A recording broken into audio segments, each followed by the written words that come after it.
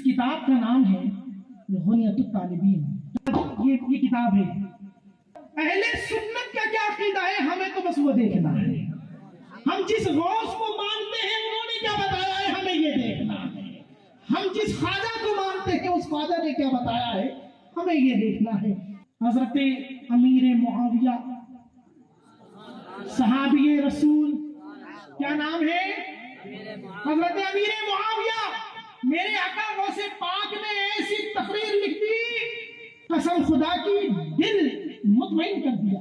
लिखते हैं कि हजरत इमाम अहमद इब्ने हम्बल ने, सुभान अल्लाह, मेरे आका गौस पाक भी अपने से पहलों का हवाला अता फरमा रहे हैं। सुभान अल्लाह, यही रविश को इमाम अहमद रजा ने गौसे आजम से सीखी है।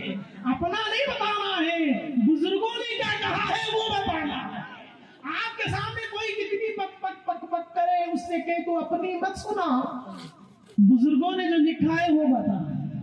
जब ये जवाब सीख जाओगे, कितना ही बड़ा मुनाजिर कहलाता हो वो भागता नजर आएगा, इसलिए कि वो जो कुछ लाया है वो उसका बनाया हुआ चूरन है। दीन ने जो बताया है, अगर उसकी तरफ जाएगा तो सबकी पोल खुलती नजर आएगी। आका पाक फरमाते हैं, इमाम अहमद इब्ने हम्बल ने ये जो सहाबा के आपस में मामलात हुए, जो भी इख्तलाफ हुए, इख्तलाफ राय हुआ, जो भी हुआ, वो एक इतना नाजुक मसला है कि इमाम अहमद इब्ने हम्बल से नकल करते हुए गौस पाक फरमाते हैं कि इस मामले में बल्कि इन तमाम झगड़ों, इख्तलाफात, निज़ाआत के बारे में खामोश रहा जाए जो सहाबा इकराम के बारे में हुए। क्या करनी है, खामोश। हजरत सरकार उमर बिन अब्दुल अजीज रज़ी अल्लाह ताला अन्हु, उनसे किसी ने यही इख्तलाफ के बारे में पूछ लिया। इतना प्यारा जवाब इरशाद फरमाया। वो जिसने पूछा ना था उसने फरमाया, तुम उस जंग में थे? कहे नहीं। मैं उस जंग में था? कहे नहीं। तो फरमाया, जब अल्लाह ने हमारी तलवारों को महफूज रखा तो जुबान को क्यों महफूज नहीं रखते? जब अल्लाह ने हमारी तलवारों को महफूज रखा तो खुदा के वास्ते अपनी जुबानों को महफूज रखो।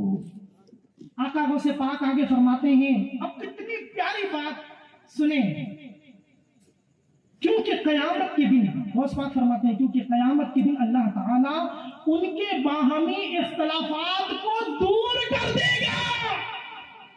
ये कूदने वाले, ये फुदकने वाले, ये इधर से निशाना बनाने वाले, ये उधर से तीर मारने वाले, हर कोई कयामत के दिन बदतर शक्ल के साथ कोने में खड़े होंगे और मौला अली और अमीर मुआविया चमकते नूर के मिंबर पर बैठे होंगे। ये मैं अपनी तरफ से नहीं कह रहा हूं, कुरान की आयत गौसे पाक ने लिखी। फरमाया, वनज़अना मा फी सुदूरिहिम मिन ग़ल्लिन इख़वानन अला सुरुरिन मुतक़ाबिलीन। गौस पाक ने कुरान की आयत का हवाला अता फरमाया। लिखते हैं, उनके दिलों में जो बाहमी रंजिश हो गई, जो इख्तिलाफ हो गया, अल्लाह फरमाता है हम उसको दूर कर देंगे और वो आपस में भाई भाई हो जाएंगे और आमने सामने तख्तों पर बैठे होंगे। गौस पाक ने तो सारे मसले को हल कर दिया। तुम क्या, तुम्हारी औकात क्या, और हम क्या, हमारी औकात क्या। वो सहाबा है। हमें तो हमारे अब्बा और अपने बड़े अब्बा के बीच झगड़ा हो जाए तो वहां बीच में कूदने की इजाजत नहीं। अब्बा का झगड़ा हो जाए, बड़ा अब्बा आ जाए, चाचा आ जाए, तीनों लड़े, तीनों एक दूसरे को मार भी दे, कुछ भी कर दे, लेकिन हमें इजाजत नहीं कि हम बड़े अब्बा पे हाथ उठा दें। हमें इजाजत नहीं कि हम अपने चचा को गाली देने लग जाए। और अगर कोई गाली देने लग जाए और मारने लग जाए तो समझ लो परवरिश अच्छी नहीं है। जब हमारे बाप, हमारे चाचा, हमारे अब्बा, हमारे बड़े अब्बा में आपस में कुछ हो जाए तो वो तीनों जाने आज झगड़ रहे हैं, कल एक हो जाएंगे। और हमने हजारों मामला ऐसे देखे, एक भाई दूसरे भाई से लड़ा, झगड़ा, सब कुछ हुआ, लेकिन जब दूसरे भाई पे किसी तीसरे ने हाथ डाला तो भाई आके खड़ा हो गया।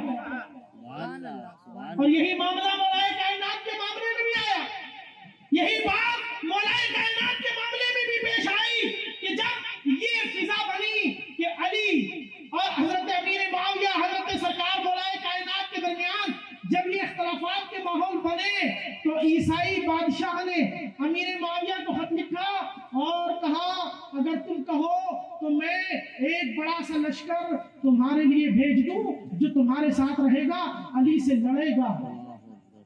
अमीर मुआविया ने जवाब तहरीर करवाया, तो जवाब लिखो। जवाब की इब्तिदा इस तरह की, ओ रूमी कुत्ते, सुभान अल्लाह, हे रूमी कुत्ते, तू अली के खिलाफ मुझे उकसाना चाहता है। सुन, अली वो है कि अली ने अगर तेरे खिलाफ जंग छेड़ दी तो मुआविया अली के लश्कर में एक अदना सिपाही बनकर सबसे आगे तुझे मारने के लिए तैयार रहेगा। या अली, सुभान अल्लाह।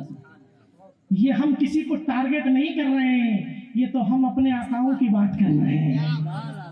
कम से कम इतना तो हक हमें है ना कि हमारे आकाओं ने जो लिख दिया हमारी रहनुमाई के लिए। अल्हम्दुलिल्लाह गौस पाक कब्र में चले गए, उनकी कब्र तो अल्हम्दुलिल्लाह आज भी जन्नत की खुशबू देती है। सुभान अल्लाह, ये फकीर कादरी हाजिरी देकर आया है। सुभान अल्लाह, अल्लाह सबको वहां की हाजिरी अता फरमाए। सुभान अल्लाह, क्या चौखट है, क्या आस्थाना है। अगरचे अपनी खबरों में है, लेकिन इनकी रूहानियत और इनकी तहरीरें आज भी दुश्मन के कलेजे को चीर रही है और सुन्नियों के ईमान की हिफाजत कर रही है। गौस पाक कब्र में है, लेकिन सुनो, लोग कहते हैं किताब लिखने से क्या होता है। किताब लिखने से ये होता है कि 800 साल पहले गौस पाक दुनिया से चले गए, 800 साल बाद भी दुश्मन के कलेजे में खंजर दे रखा है। 800 साल बाद भी।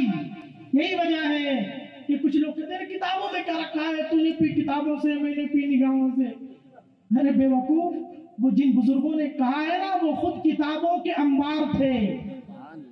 हाँ, वो खुश्क मौलवियों के लिए फरमाया है जो पढ़ तो लेते हैं लेकिन तसव्वुफ की चाशनी से महरूम रहते हैं। सरकार मखदूम सिमना ने बताया कि जो आलिम तो बन गया और तसव्वुफ की तरफ ना आया, वो खुश्क मौलवी है। तो मेरे आका गौस पाक की ये तालीम है। आगे सुनिए, अभी तक तो अमीर मुआविया का नाम नहीं आया है ना, आप कहेंगे अमीर मुआविया का नाम कहाँ है, वो भी सुनाता हूँ। आगे फरमाते हैं, रहा हजरत अमीर मुआविया हजरत तलहा हजरत जुबैर का मामला, तो गौस पाक फरमाते हैं वो भी हक पर थे। हक पर थे का मतलब बिला वजह नहीं, कोई वजह कोई मसला उनकी भी नजर में था। यहाँ हक पर होने का मतलब कोई मसला कोई वजह उनकी नजर में भी थी। फरमाते हैं इसलिए कि वो खलीफा मजलूम के खून का बदला लेना चाहते थे, उस्मान गनी का, और कातिल हजरत अली के लश्कर में मौजूद थे। फरमाते हैं बस हर फरीक के पास जंग के जवाज की एक वजह मौजूद थी, लिहाजा हमारे लिए इस सिलसिले में अब्बास पाक का फरमाने सुनो, लिहाजा हमारे लिए इस सिलसिले में सुकूत सबसे अच्छी बात है। उनके मामले को अल्लाह की तरफ लौटा देना चाहिए, वो सबसे बड़ा हाकिम और बेहतरीन फैसला करने वाला है। हमारा काम तो ये है कि हम अपने उयूब पर नजर डालें। खुद को नमाज पढ़ने का ढंग नहीं, वुजू बनाने का तरीका नहीं, माँ बाप से बात करने का सलीका नहीं, और चले हैं सहाबा के खिलाफ बकवास करने। फरमाते हैं हमें तो अपने उयूब पर नजर करनी चाहिए और दिलों को गुनाहों की चीजों से और अपनी जाहिरी हालतों को तबाही अंगेज कामों से पाक और साफ रखना चाहिए। ये किसने बताया? ये मेरी बात है। किसकी है? हाँ, मुझे भूल जाना लेकिन याद रखना।